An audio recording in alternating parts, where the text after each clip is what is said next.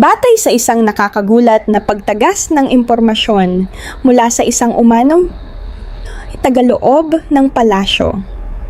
Lihim daw na ipinag-utos ni King Charles III ang mas mahigpit na pagmamatiyag sa mga kilos at galaw sa loob ng royal household nitong mga nakaraang linggo. Ang mas nakakagulat pa, hindi raw nakatuon ang investigasyon sa mga panlabas na banta, kundi sa mga hinalang direktang tumuturo kay Queen Camilla mismo.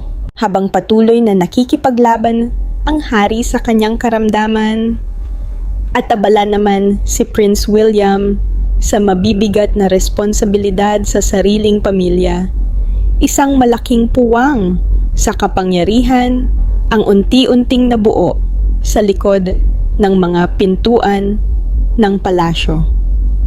Dahil dito, ang ilang pangalang hindi kabilang sa dugo ng Windsor ay nagsimulang lumitaw ng mas madalas sa mahahalagang okasyong may kaugnayan sa monarkiya. Habang kumakalat ang mga bulong-bulungan sa hanay ng elite sa London, iniulat na inatasan ni King Charles si Princess Anne sa isang lihim na misyon na may kaugnayan sa kinabukasan mismo ng House of Windsor. Ang mga natuklasan niya mula noon ay maaaring tuluyang yumanig sa balanse ng kapangyarihan sa loob ng monarkiya. Pinoprotektahan lamang ba ni Camilla ang kanyang pamilya bago ang inaasahang paglipat ng kapangyarihan? O lumampas na ba siya sa hangganang kahit si King Charles ay hindi na kayang ipagwalang bahala? At ano ang sikretong natuklasan ni Anne na maaaring magdulot ng isang napakalaking desisyon sa puso ng British monarchy? Si King Charles III, isang monarkang nasa huling yugto na ng kanyang buhay at nakikipaglaban sa malubhang kanser mula pa noong unang bahagi ng 2024, ay naharap sa katotohanang ang bawat araw ay hindi na lamang pisikal na pakikipaglaban para mabuhay. Ito rin ay naging isang mapanganib na laro ng estratehiya upang mapanatili ang katatagan ng House of Windsor. Mula nang opisyal siyang koronahan noong Mayo 2023, malaki ang ambisyon ni Charles na gawing mas payat, mas moderno at mas makabago ang monarkiya. Ngunit ang biglaang pagsulpot ng kanyang karamdaman, makalipas lamang ang isang taon, ay nagpilit sa kanya na unti-unting umatras mula sa pampublikong buhay.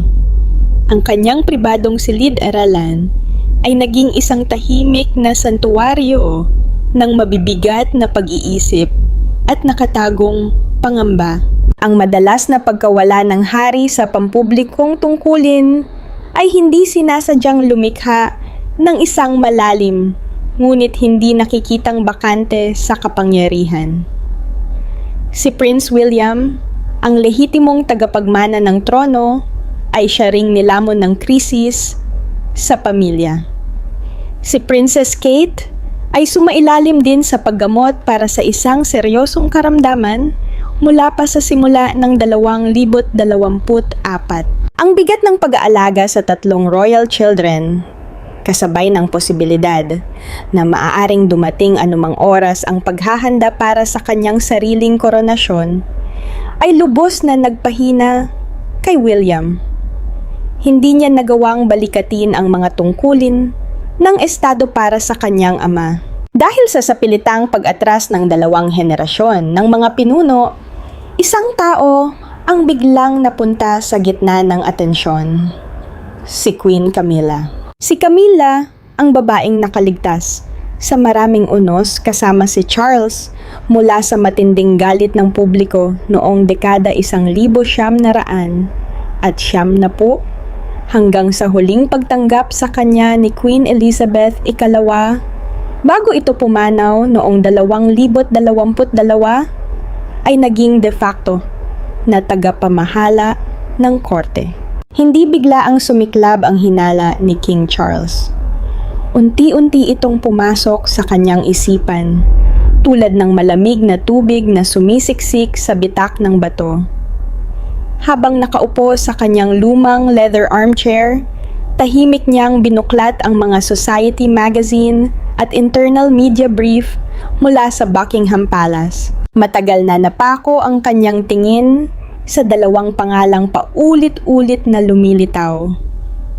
Tom Parker Bowles at Laura Lopes, ang mga anak ni Camilla mula sa dati nitong kasal kay Andrew Parker Bowles. Ayon sa matatandang batas at tradisyon ng House of Windsor, sina Tom at Laura ay walang royal titles, walang pampublikong pondo, at hindi bahagi ng opisyal na makinarya ng monarkiya.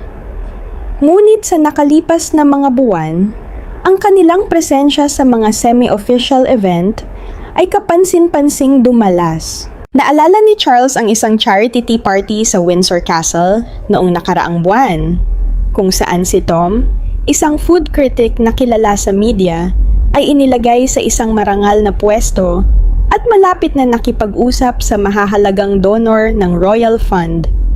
Samantala, si Laura, sa papel bilang art manager, ay paulit-ulit na lumitaw sa tabi ni Camilla sa mga pagtanggap para sa aristokrasya ng Britanya sa Clarence House. Bilang isang lalaking buong buhay na nagmasid sa maselang politika sa loob ng palasyo, naunawaan ni Charles na hindi ito simpleng pagpapakita ng pagmamahal ng isang ina. Ginagamit ni Camilla ang impluwensya ng isang naghaharing reyna upang bigyan ng matibay na puwesto ang kanyang mga anak sa hanay ng elite at media sa London. Ang hakbang na ito ay nagaganap sa isang lubhang sensitibong panahon. Humihina ang kalusugan ng hari, habang si William naman ay lubos na naabala ng personal na pasanin. Ang hinala ay naging tunay na pangamba isang hapon nang ilapag ng pribadong kalihim ng hari sa kanyang mesa ang isang kumpidensyal na ulat mula sa Palace Security at Logistics Department. Nanginginig ang mga daliri ni Charles dahil sa epekto ng gamot habang binubuklat niya ang mga pahina. Nakasaad sa ulat ang ilang hindi opisyal na pagpupulong sa pribadong sitting room ng reyna. Ang mga dumalo rito ay sina Tom, Laura, ilang veteranong media consultant, at 2 editor-in-chief ng malalaking tabloid sa Britanya. Ang malamig at tuwirang mga salita sa papel ay nagbunyag ng nakakatakot na katotohanan. Hindi lamang basta ipinapasok ni Camilla ang kanyang mga anak sa palasyo. Aktibo siyang bumubuo ng isang hiwalay na network ng kapangyarihan. Ang pakikipag-ugnayan sa media, sa likod ng naghihingalong hari, ay isang mapanganib na hakbang. Maaari nitong baguhin ang opinyon ng publiko at magbigay ng malaking impluwensya laban sa magiging paghahari ni William. Mas alam ni Charles kaysa kanino man ang mapanirang kapangyarihan ng press. Naging biktima na siya nito noon at hindi niya maaaring payagang maging sandata ito ng isang lihim na paksyon sa mismong puso ng palasyo. Dahil sa humihinang kalusugan, hindi niya kayang harapin ito ng direkta. Hindi rin niya maaring ipagsapalaran ang imahe ng monarkiya sa pamamagitan ng isang pampublikong iskandalo. Isinara ng hari ang file. Sa kanyang mga mata ay mababakas ang pinaghalong matinding determinasyon at mapait na pakiramdam ng pagtataksil. Alam niyang hindi na siya maaaring manatiling tahimik. Kailangan niya ng isang lubos na tapat na kakampi. Isang tahimik ngunit matalas na espada ng katarungan na kayang protektahan ang kaligtasan ng House of Windsor bago tuluyang mawalan ng kontrol ang lahat. Ang unang hinala ni King Charles III ay mabilis na nagkaroon ng matibay na batayan habang lalong lumilinaw ang puwang sa kapangyarihan sa Buckingham Palace. Ang hindi maiiwasang pagkawala ng dalawang pinakamakapangyarihang lalaki sa monarkiya ay tila nagbigay daan upang ang mga pasilyo ng palasyo ay mapunta sa pamamahala ni Queen Camilla. Sinamantala ni Camilla ang pagkakataon at sinimulang pabilisin ang kanyang mga plano ng may tahimik ngunit matatag na kilos. Sa loob ng sinaunang mga pasilyo ng palasyo, napansin ng mga tagamasid ang isang tahimik na pagbabago sa dating kaayusan. Sa halip na manatili sa dating distansya, sina Tom at Laura ay nagsimulang lumitaw ng mas madalas. Gumagalaw sila sa loob ng palasyo na para bang sila mismo ay pangunahing kasapi ng royal family. Sa maliliit na diplomatic reception at mga estratehikong pagtitipon kasama ang mga financial tycoon ng London.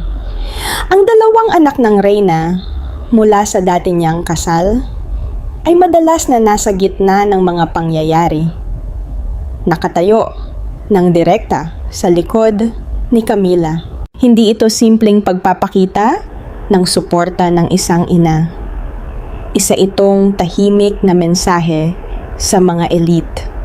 Sila ngayon ang pinakamaikli at pinakamabisang tulay patungo sa sentro ng kapangyarihan.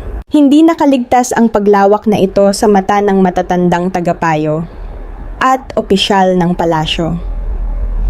Sa hanay ng malalapit na aide, dumami ang mga bulong-bulungan sa likod ng saradong mga pinto. Napansin nila na maraming desisyon sa internal staffing ang tila unti-unting naaapektuhan ng bagong impluwensyang ito. Mula sa pagtatalaga ng mga tagapayo, sa media, hanggang sa pag-ayos ng mga schedule para sa mga pangunahing charity audience, marami sa mga desisyong ito ang umano'y may hindi malinaw na impluwensya mula sa pribadong tanggapan ng reyna. Ayon sa mga lumabas na impormasyon, ginagamit ni Tom Parker Bowles ang kanyang bagong natamong prestihiyo at malawak na koneksyon upang higit pang palakasin ang kanyang impluwensya sa mass media. Samantala, tahimik namang bumuo si Laura ng matitibay na ugnayan sa ilang matandang pamilyang aristokrata na unti-unti nang nawawalan ng tiwala sa katatagan ng trono. Ang impluwensya ni Camilla ay matagal nang lumampas sa papel ng isang reyna na sumusuporta lamang sa isang haring may sakit. Sa halip, sistematiko niyang binabago ang kanyang sarili upang maging isang bagong sentro ng kapangyarihan. Sa Windsor Castle, kahit lubhang nanghihina ang kanyang katawan, nanatiling matalas ang pag-iisip ni King Charles III. Isang nakapapasong hapon, nakatanggap siya ng isa pang lubhang kumpidensyal na dossier mula sa isang tapat na lingkod na matagal nang naglilingkod sa kanya mula pa noong siya ay Prince of Wales. Habang binubuklat niya ang mga pahina, lalong kumunot ang kanyang noo na tila sumasalamin sa matinding sama ng loob na kanyang nararamdaman. Isiniwalat ng ulat ang isang malupit na katotohanan. Ilang mahahalagang pagtatalaga sa Privy Council at sa mga lupon ng Royal Heritage Funds ang nabago sa huling sandali sa ilalim ng direktang impluwensya ng pinakamalalapit na tauhan ni Camilla. Mas nakababahala pa rito, ipinakita ng mga ulat sa pagsusuri ng media na may isang maingat ngunit sistematikong kampanya sa ilang tabloid na unti-unting kumukwestiyon sa kakayahan ni Prince William na mamuno. Ang mga publikasyong ito ay kontrolado rin ng mismong mga taong dumalo sa mga lihim na pagpupulong sa pribadong sitting room ng reyna. Nang mabunyag ang buong katotohanan, napuno ang dibdib ng hari ng pinaghalong matinding galit at pangamba. Hindi na si Camilla ang babaeng dating tahimik na nagtitiis at nananatili sa likod ng anino upang protektahan ang kanilang pag-iibigan. sa harap ng hindi maiiwasang pag-upo ni William sa trono at ng posibilidad na siya at ang kanyang sariling pamilya ay maisantabi sa kapangyarihan, pinili niyang bumuo ng sarili niyang depensibong muog. Tinitigan ni Charles ang kanyang payat at nanginginig na mga kamay. Isang malalim na pakiramdam ng kawalan ng magawa ang bumalot sa kanya habang napagtatanto niyang mabilis nang nauubos ang kanyang oras. Samantala, si William ay nananatiling abala sa mga personal na responsibilidad at hindi pa nakikita ang tahimik na banta na unti-unting maaaring lumamon sa buong dinastiya. Sa katahimikan ng silid, ang tuloy-tuloy na pagtunog ng pendulum clock ay nagsilbing malungkot na paalala na maging ang kapangyarihan ng isang hari ay may hangganan. Nauunawaan ni Charles na hindi na sapat ang karaniwang proseso ng administrasyon. Hindi rin niya maaaring gambalain si William sa gitna ng napakahirap na panahong ito. Ang monarkiya ng Britanya ay nangangailangan ng agarang pagkilos. Isang matatag na kamay na may malinaw na pag-iisip, may awtoridad, at higit sa lahat ay ganap na tapat sa dugo ng House of Windsor upang pigilan ang lumalaking banta mula sa loob mismo ng palasyo. Iisa lamang ang pangalang pumasok sa isip ng hari. Ang kanyang kapatid na babae na matagal na niyang iginagalang dahil sa walang kapantay nitong katapatan at malamig na paghatol na hindi kailanman naimpluwensyahan ng personal na ambisyon. Dahan-dahang inabot ni Charles ang kanyang fountain pen, naghahanda sa isang hakbang na tuluyang magbabago sa takbo ng laro. Isang gabi, lihim na ipinatawag ni King Charles III si Princess Anne sa Windsor Castle. Ang buong pagpupulong ay isinagawa ng hindi nalalaman ng mga taong konektado sa pribadong tanggapan ng reyna. Habang magkaharap ang magkapatid, hindi na itago ng hari ang matinding pagkapagod na bakas sa kanyang payat na mukha. Gayunman, nananatiling nagliliyab ang kanyang mga mata sa determinasyong bihira ng makita mula nang siya ay magkasakit. Si Princess Anne, na matagal nang kinikilalang pinakamasipag na miyembro ng royal family, ay nanatiling tapat sa kanyang kilalang tuwiran at disiplinadong personalidad. Maayos na nakataas ang kanyang buhok sa nakasanayang ayos habang ang kanyang matalim na mga mata ay tila kayang basahin ang sinumang kaharap niya. Sa loob ng maraming dekada, nagsilbi siya sa korona ng walang kapaguran. Hindi siya kailanman nasangkot sa mga makukulay na tunggalian sa loob ng pamilya at nanatiling malayo sa anumang iskandalo. Para kay Charles, habang nanganganib ang kinabukasan ng dinastiya, si Anne na lamang ang natitirang matibay na haliging lubos niyang mapagkakatiwalaan. Hindi inilahad ng hari ang kanyang kahilingan sa pamamagitan ng malamig na utos. Sa halip, nagsalita siya bilang isang nakatatandang kapatid na pasan ang kinabukasan ng isang buong bansa.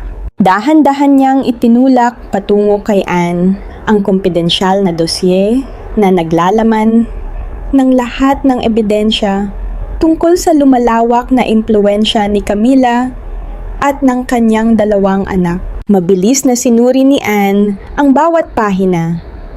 Bahagyang humigpit ang kanyang ekspresyon, ngunit hindi siya nagpakita ng anumang pag-aalinlangan. Lalong tumindi ang kanyang likas na hangaring protektahan ang dugo ng House of Windsor.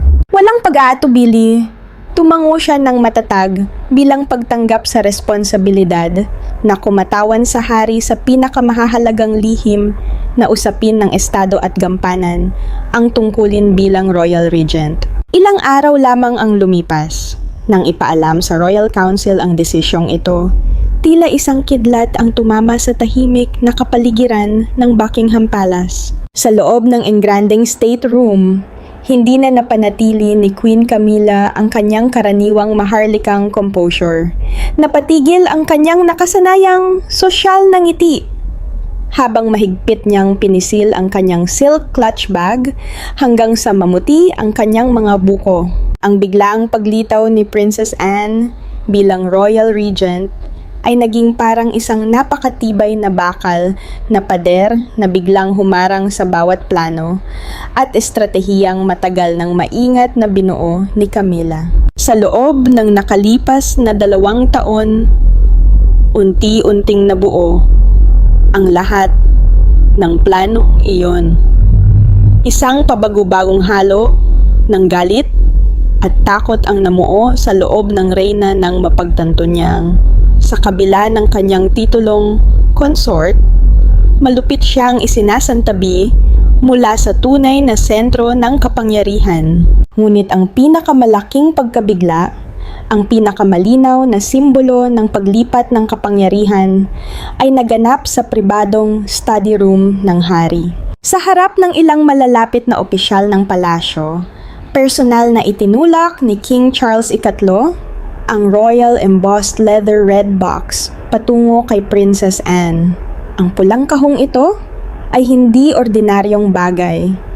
Isa itong sagradong sagisag ng kapangyarihan ng monarko na naglalaman ng mga top secret intelligence document, mga ulat ng MI5, at mahahalagang papeles ng pamahalaan at batas na tanging ang hari lamang ang may karapatang makakita. Ang pag-abot kay Anne ng susi ng kahong iyon ay nangangahulugang opisyal niyang hawak ang pinakamataas na autoridad ng monarkiya.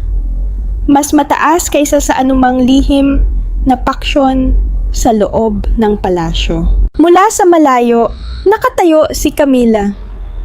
Nagliyab sa inggit at kapaitan ang kanyang mga mata habang nasasaksihan niyang ang pinakamatayog na pribilehiyong matagal na niyang minimithi ay napunta sa kamay ng kanyang malamig at matatag na hipag. Sa unang gabi pa lamang ng pagtanggap ni Princess Anne sa red box sa kanyang bagong tanggapan, agad siyang nagsimulang kumilos.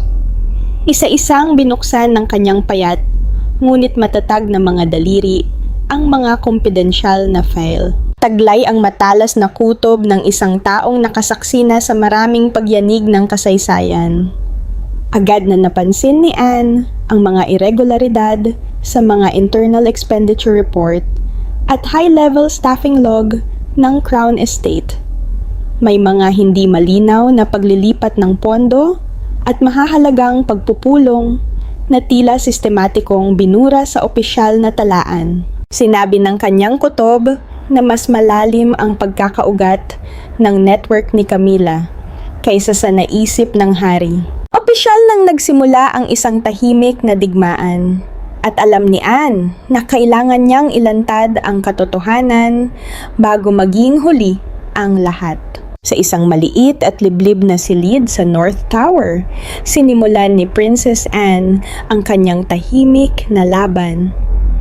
Gamit ang kanyang autoridad bilang Royal Regent, personal siyang nagtatag ng mahigpit na sistema ng trabaho na ganap na hiwalay sa karaniwang administratibong makinarya ng palasyo. Ginawa niya ito upang matiyak na kahit isang hibla ng impormasyon ay hindi makararating sa paksyon ng reyna. Sa loob ng maraming linggo, ibinukod ni Anne ang sarili sa isang sinaunang oak desk, napapaligiran ng matataas na tumpok ng dokumentong kinuha mula sa red box at sa secure archives ng monarkiya. Walang nakaligtas sa kanyang matalas na paningin. Mula sa financial statement ng mga charity, sa ilalim ng patronage ni Camilla, hanggang sa access log ng mga tauhan at aid sa Clarence House. Bawat pahinang kanyang binubuklat ay tila isang maingat na guhit sa malaking larawan ng isang malawakang sabwatan upang manipulahin ang kapangyarihan.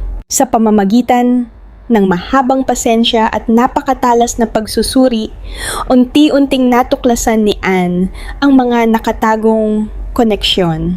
Nalaman niya na ginamit ni Tom Parker Bowles ang anyo ng mga Royal Cultural Event upang magsagawa ng sunod-sunod na lihim na hapunan kasama ang mga international media tycoon. Kapalit nito, nangako ang mga press outlet na hubugin ang opinyon ng publiko. Palaging binibigyang diin ang paghina ng trono habang pinupuri ang papel ni Camilla bilang tagapasan ng bigat ng kaharian. Nang mas nakababahala pa, ginamit ni Laura Lopez ang impluwensya ng kanyang ina upang makialam sa board ng Royal Heritage Fund. Tahimik niyang nailipat ang pamamahala ng ilang estratehikong ari-arian sa mga shell company na kontrolado ng pamilyang Parker Bowles. Hindi na lamang ito simpleng pagpapaganda ng imahe.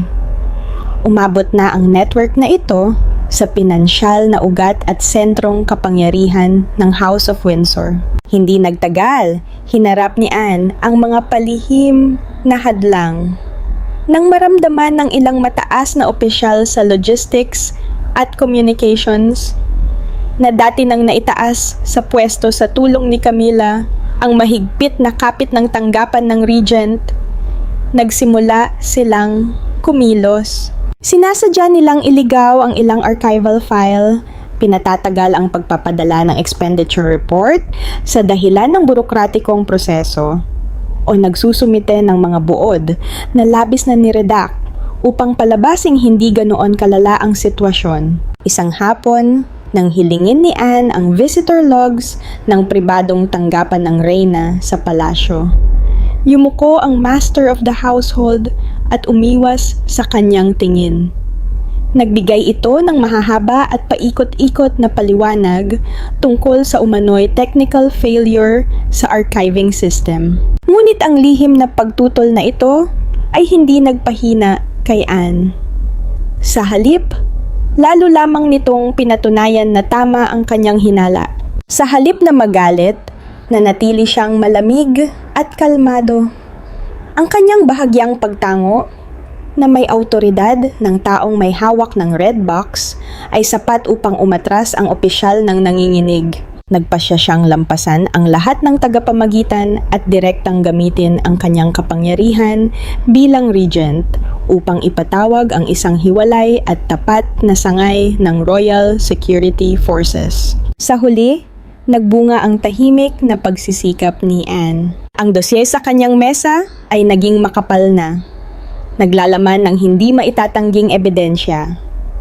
Mga kopya ng lihim na kontrata sa media, dokumento ng ilegal na paglilipat ng ari-arian, at detalyadong listahan ng mga nakatagong pagpupulong na naglalayong sirain ang kredibilidad ni Prince William. Ang lawak ng influence network na binuo ni Camilla ay mas malaki at mas malalim kaysa sa inakala ni King Charles III.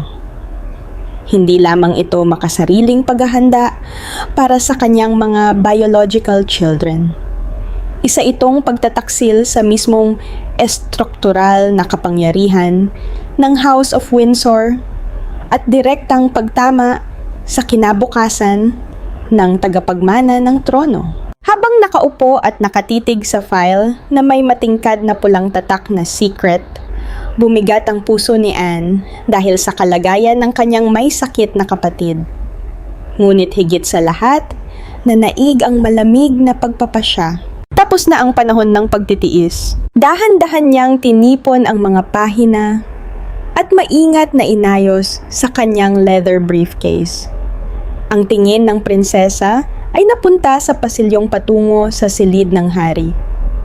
Matatag at mabigat ang kanyang mga hakbang, handang dalhin ang buong madilim na katotohanan ito sa liwanag ng katarungan ng korona. Ang hangin sa loob ng liblib na briefing room sa Windsor Castle ay napakabigat, na para bang kahit ang mahinang tunog ng nalalaglag na dahon sa labas ng bintana ay kayang makabasag sa katahimikan. Nakaupo si King Charles III sa dulo ng mahabang mahogany table. Ang kanyang payat na katawan ay natatakpan ng makapal na wool overcoat, ngunit ang kanyang mga matang napapalibutan ng madilim na anino ay matalim at malamig.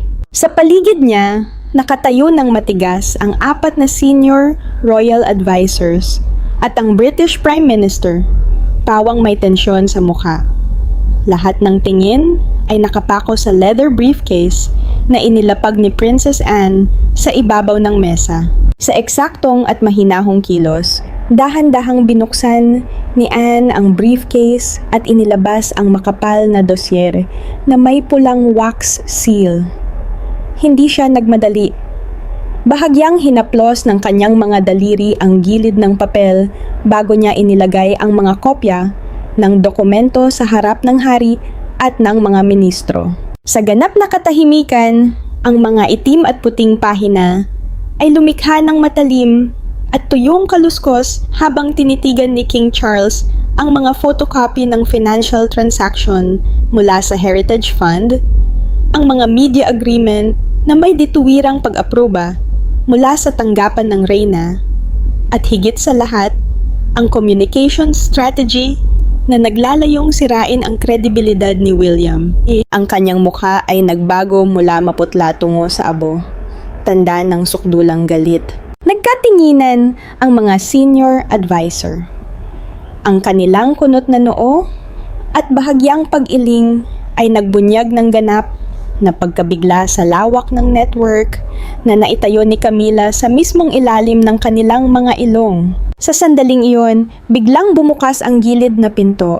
Pumasok si Queen Camilla, na pilit na ipinapakita ang pagiging kalmado, ngunit agad na nanginig ang kanyang mga mata nang makita niya ang dosye na nakalatag sa ibabaw ng mesa. Nang makita ni Camilla ang mga dokumentong nakalatag sa mesa, agad niyang naunawaan ang panganib ng kanyang kalagayan. Mabilis niyang itinago ang takot sa likod ng isang mukhang tila sugatan, nagdadalamhati, at naniniwalang siya ang nasa tama. Lumapit siya sa hari. Ang nanginginig niyang mga daliri ay marahang dumampi sa balikat nito, isang kilos ng pag-asa at pagdepende na hinasa sa loob ng maraming dekada. Sa napakateatral na paraan, paulit-ulit niyang iniling ang kanyang ulo habang mahigpit na hawak ang isang silk handkerchief. Sinubukan niyang ipaliwanag ang kanyang mga ginawa bilang bunga ng debosyon, nang hangaring protektahan ang katayuan ng kanyang pamilya at ng pagsisikap na panatilihing matatag ang monarkiya habang may sakit ang hari. Inilibot niya ang kanyang tingin sa mga tagapayo, naghahanap ng mga pamilyar na kakampi na dati nang nakatanggap ng maraming pabor mula sa kanyang tanggapan. Ngunit isang biglaang pangyayari ang tuluyang gumuho sa huling depensa ni Camilla. Ipinatawag ni Anne sa silid ang isang veteranong media consultant na dumalo sa mga lihim na pagpupulong sa Clarence House. Hindi nito nagawang tingnan ang reyna sa mata. Sa ilalim ng autoridad ng regent at sa harap ng hindi maitatangging ebidensya, nanginginig siyang yumuko at inilabas mula sa bulsa ng kanyang Amerikana ang isang audio recording at mga direktang email directive mula kay Tom Parker Bowles. Kinumpirma ng mga yon na bawat paratang sa ulat ni Anne ay ganap na totoo. Ang pagtataksil ng sarili niyang pinagkakatiwalaan ay naging nakamamatay na dagok kay Camilla. Sa isang iglap, ang lahat ng kanyang pagtanggi ay nagmukhang katawa-tawa at walang saysay. Ang reputasyong maingat niyang binuo sa loob ng maraming dekada ay naglaho na parang usok sa harap ng mga ministro ng kaharian. Maring ipinikit ni King Charles III ang kanyang mga mata. Bumilis at bumigat ang kanyang paghinga. Ang sakit ng pagtataksil sa kanyang huling mga araw mula pa sa babaeng pinakamamahal niya ay tumarak ng malalim sa kanyang dibdib. Iwinagayway niya ang kanyang kamay. Isang malamig, Malinaw at walang awang kilos na pumigil kay Camila na makalapit pa. Muling bumagsak ang silid sa nakapangingilabot na katahimikan. Nang buksan ng hari ang kanyang mga mata, direkta niyang tinitigan ang kanyang asawa, ngunit wala nang anumang init sa kanyang tingin. Hinawakan ni Charles ang fountain pen sa ibabaw ng mesa. Mahigpit ang kapit niya rito, hanggang sa manginig ang kanyang mga daliri habang dahan-dahan niyang nilagdaan ang huling decree na dati nang inihanda. Ito ang opisyal na pasyang nag-alis kay Queen Camilla ng lahat ng pribilehiyo sa kapangyarihan at anumang papel sa mga usapin ng Estado. Sa isang lagda, tuluyang winakasan ang anino ng pamumuno ng pamilyang Parker Bowles sa loob ng House of Windsor. Nang matapos ang huling guhit ng kanyang pirma, napasandal ang hari sa kanyang upuan. Pagod, ngunit payapa. Samantala, nanatiling nakatayo si Camilla, tila nagyelo sa kinatatayuan, habang napagtatanto niyang ang koronang kapangyarihan na matagal niyang hinangad ay nabasag na sa libo-libong piraso. Agad na nagkabisa ang royal decree na nilagdaan ni King Charles III at nagdulot ito ng tahimik ngunit malawakang pag-atras ng paksyon ng reyna. Walang maiingay na press release, walang formal na pamamaalam. Napilitan si Camilla na ipunin ang kanyang mga personal na gamit at lisanin ang sentrong bulwagan ng kapangyarihan upang mamuhay ng nakahiwalay sa kanyang pribadong tahanan, ang Ray Mill House sa Wiltshire. Ang pagkawala niya, kasama ng kanyang mga anak na sina Tom at Laura, sa mga pambansang okasyon ay tila pagbura sa kanila mula sa kasaysayan ng royal family. Lahat ng pribilehiyo, relasyon, at impluwensyang maingat nilang itinanim sa loob ng nakalipas na 2 taon ay masusing binuwag ng security apparatus sa ilalim ng direksyon ng tanggapan ng regent. Matapos ang politikal na bagyo, opisyal na pinangasiwaan ni Princess Anne ang mahahalagang usapin ng kaharian. Sa mesang minsang ginamit ni Camilla para sa kanyang mga lihim na pagpupulong, ngayon ay tanging ang leather red box at maayos na nakasalansang mga legislative paper na lamang ang naroon. Taglay ang kanyang likas na kalmado at bakal na disiplina, tiniyak ni Anne na walang bakante, pagkakamali o pagkalito sa makinarya ng kaharian. Sa ngalan ng hari, tumanggap siya ng mga ambasador, lumagda sa mga dokumento ng pamahalaan, at nanatiling malapit ang komunikasyon sa Kensington Palace upang matiyak na makapag-focus si Prince William sa pag-aalaga sa kanyang pamilya nang may lubos na kapanatagan. Ang matatag na presensya at walang kapagurang trabaho ni Princess Anne ay nagsilbing malakas na pampakalma sa mga tagapayo at opisyal ng palasyo na nananatiling nanginginig dahil sa panloob na krisis. Gayunman, ang alingaw-ngaw ng lihim na digmaan ay nag-iwan ng malalim na bakas sa isip ng lahat ng nasangkot. Nang magtanong ang media tungkol sa biglaang pagkawala ng reyna, gumamit ang palasyo ng isang napakahusay na communication strategy. Binigyang diin nila ang mga dahilan ng personal na kalusugan at ang kagustuhang magpahinga upang mapanatili ang kataas-taasang dignidad ng trono. Sa harap ng di nakikitang pressure ng opinyon ng publiko, nanatiling malamig at hindi matinag si Anne. Diretso ang kanyang tingin, matatag ang kanyang mga hakbang sa mga pasilyo ng palasyo, at malinaw ang mensaheng ipinapakita niya. Hindi niya kailanman pahihintulutang masira ng personal na interes ang kabanalan ng dugong Windsor. Ang ganap na pagpapatibay sa pinakamataas na posisyon ni Anne ay tinatakan ng isang napakasimbolikong pangyayari sa Windsor Castle. Sa isang pagpupulong kasama ang Privy Council, isang bihirang okasyon kung saan muling nagpakita si King Charles III sa kabila ng matinding paghina ng kanyang kalusugan, Gumawa ang hari ng kilos na labis na nakaantig sa lahat ng naroon. Nakaupo siya sa royal armchair, mahina ang katawan, ngunit muling matalim ang mga mata. Sa harap ng lahat, pinarangalan ni Charles si Anne ng Order of the Garter, ang pinakamataas na simbolo ng katapatan at soberanong karangalan. Habang inilalagay niya ang insignia case sa mga kamay ng kanyang kapatid, mahigpit na hinawakan ng payat niyang kamay ang kamay nito.